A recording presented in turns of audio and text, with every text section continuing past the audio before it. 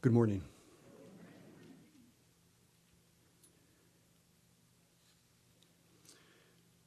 I suppose some of my wrestling with the part of me that is sad relates to the beauty and poignancy in and of life. Those of you who know me have witnessed and can testify that I can easily be moved to tears. I believe life is both beautiful and brutal, and I know that everything is related and interconnected, including our births, all of living, all of us, all things in death. And when I think of Mara, I think of death and passion and connectedness. Perhaps my sadness is partially related to not wanting to miss out on precious times, and yet I overlook things and people right in front of me. Perhaps my sadness is related to missing people in my life, my children, ones deceased, that all good things come to an end. Perhaps the sadness is about imagining the death of my folks, even while they are yet quite well. And I'm working on the sadness, guiding me toward living more fully, with vision and joy, toward better relating and enthusiasm for the connections and beauty, even in the face of my eventual demise. Perhaps the demon Mara wishes me to focus on death rather than life and living. Through many experiences with members of C3 over all the years, I have learned that death and dying need not be this terrifying thing.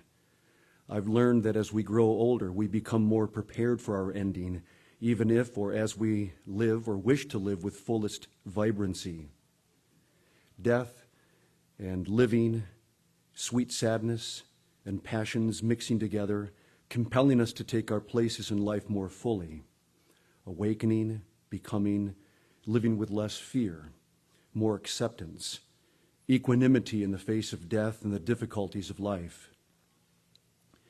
Many across the years have allowed me into the sacred territory of the last days of living, last minutes, last breaths, clasping hands, abiding closely. The ability and privilege of sharing a look, often with tears, when a transition and death occur. So may my sadness be offset with passion, my sometimes preoccupation with death, with new and different and better living and relating. And may my base parts of greed and selfishness and gluttony be offset by compassion and solidarity, selflessness and generosity.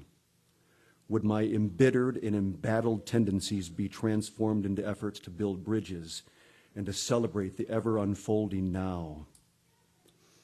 And I say, what a mix, what possibilities, what challenges.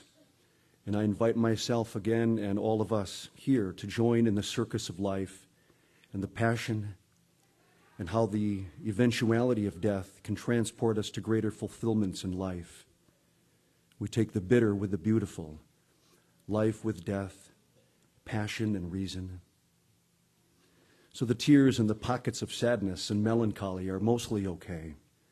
They do not reflect terror, but rather a stirring because of the beautiful, the connections, family memories and bonds, sweet departures, goodbyes and so longs for now, tears because of love. We welcome Mara today, the mixture of all things powerful and tempting, all things beautiful and real, the urge to live and the intrigue of death, learning to face and to react to all things well and admirably. May it all guide us to fuller living.